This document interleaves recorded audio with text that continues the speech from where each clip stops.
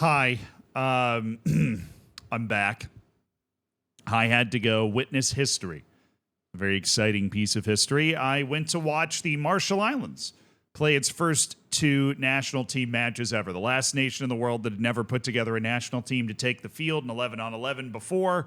Out of any country in the UN, they were the only one that hadn't. They put their team together, played in front of a big Marshallese diaspora that lives in Arkansas, and I got to go and watch it. I also got an incredible tan because it was 3 billion fucking degrees in Arkansas the entire time.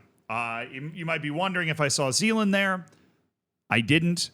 I know that we were in the same place, but we didn't really manage to cross paths. You know, he was in the big, cool streamer section with all the other influencers that decided to go there, and I, a man of the people, was in the stands with the fans, having a great time and getting, of course, an exceptional tan. A lot happened while I was away, though, but there was one thing that I saved that I knew I wanted to talk about, and so I saved it because I wanted it to be the first thing that I was able to talk about when I got back from witnessing all of that history, which let me know if you want to hear about that in another video, but that's not important. And that was this tweet from Mo Salah, right, who is the preeminent Muslim player in football. There is not another Muslim player that is more preeminent than Mo Salah. And there's a couple of reasons for that. One is obviously he's been one of the best wingers in the world for what feels like forever at this point.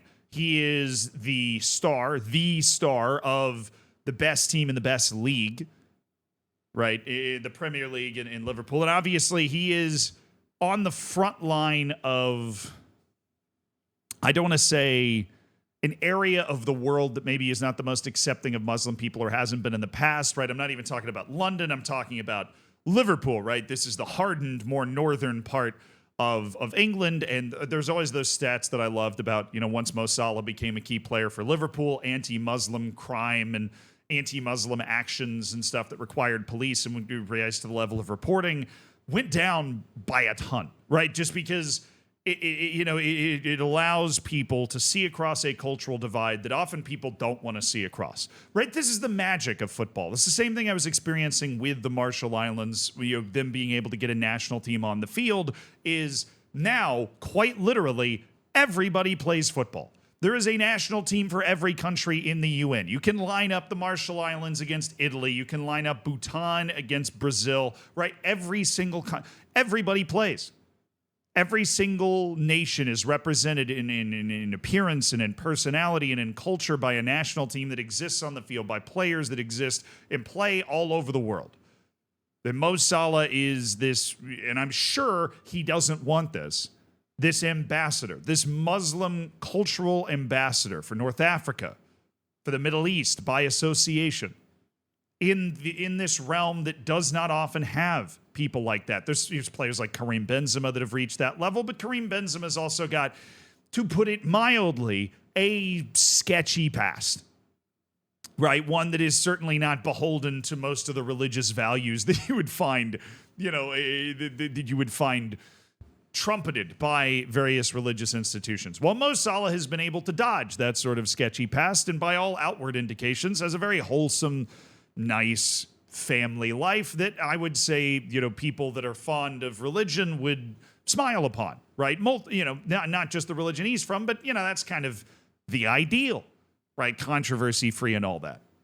But in part of being controversy-free, it's not wading too heavy-handedly into these sorts of situations. If you're not familiar with the situation, it's the death of Suleiman al-Obaid, known as the Palestinian Pele. Right, he's a Palestinian footballer, Palestinian national team player who died.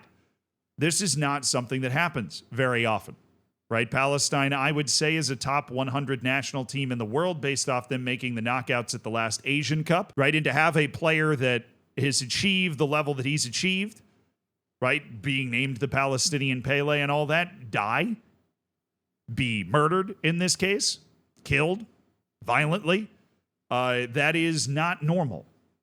That is unusual. And as such, UEFA decided to make a post about it. I don't know why. Palestine's not in UEFA. You would expect maybe the Asian Federation to put out a post honoring a player that's had a big impact in their federation. But if you are UEFA here, There's a lot of ththings I don't understand about what's going on, right? But if you're UEFA, you either go all the way or don't touch it. I'm not a marketing strategy person, but I quite honestly believe the dumbest possible thing they could have done, just from their optics point of view, is to do what they did, which was to tweet farewell to Suleiman Al-Obaid, the Palestinian Pele, a talent who gave hope to countless children, even in the darkest of times.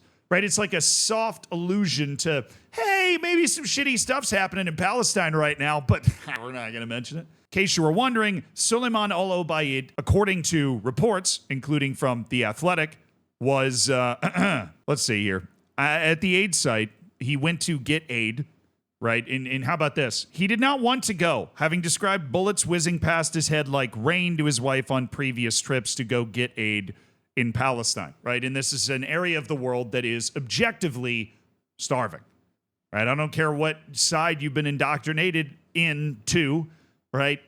This is an area of the world that is starving, right? And in areas of the world that are starving, the UN and the world attempts to get food into those places because, I don't know, it's nice to keep people from dying if you have the power, right? But there have been problems in trying to get the aid into Gaza because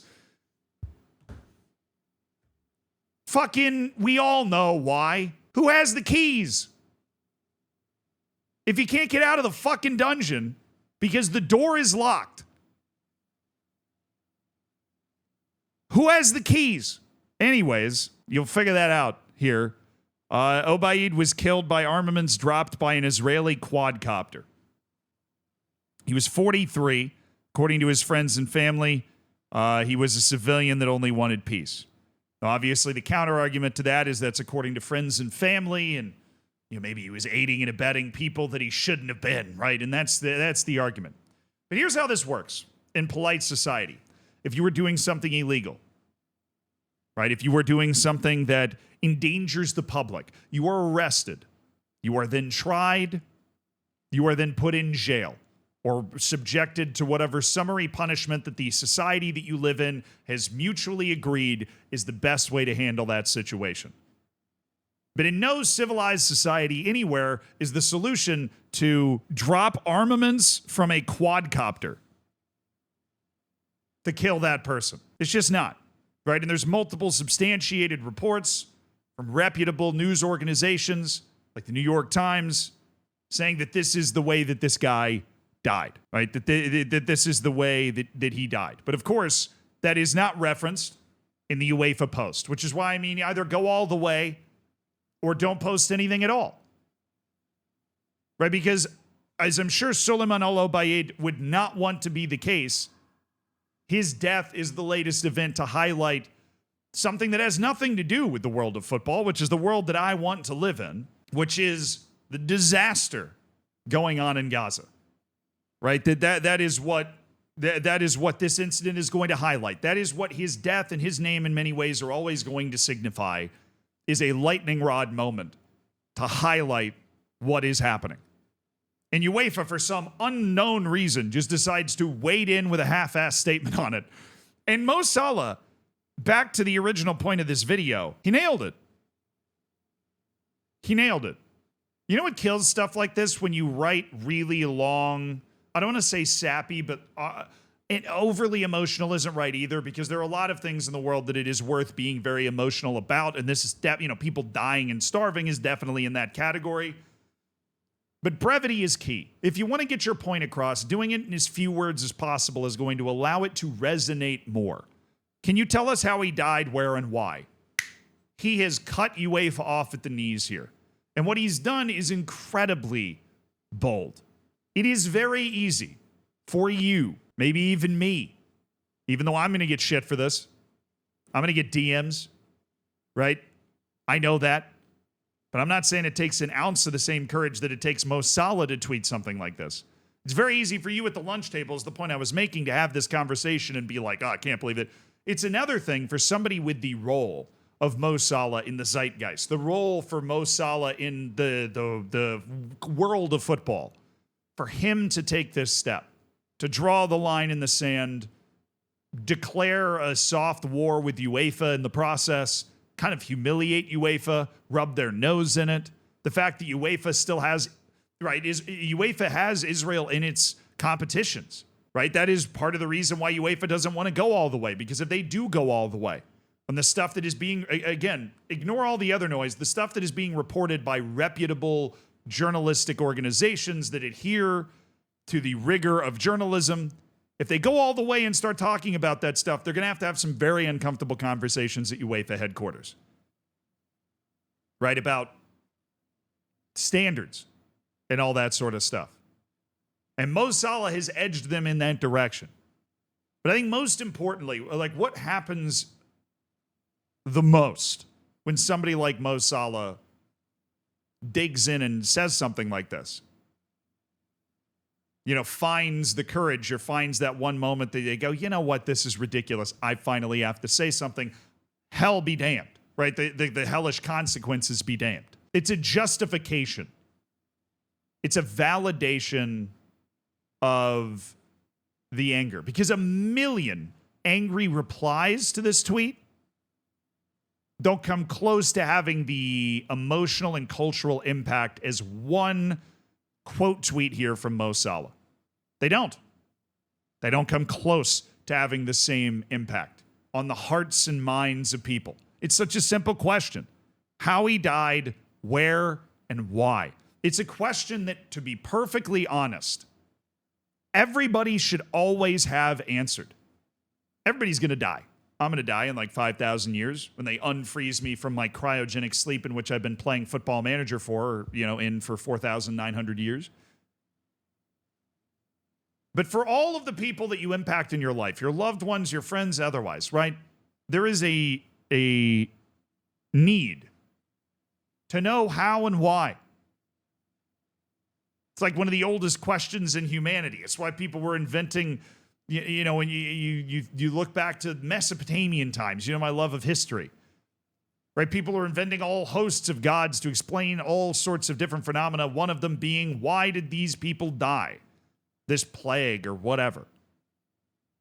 And in a modern world, if somebody dies and they are important enough that UEFA is making a post about it, you should be able to answer that question. And if you can't answer that question without causing uncomfortable conversations for you, your organization, your headquarters, then you have a problem. And it is a problem that is not going to go away. It is a problem that is going to get worse. And obviously, I'm not just talking about football or UEFA anymore. With that, ignoring stuff doesn't work. Not in an age where Mo Salah can tweet about it. It doesn't.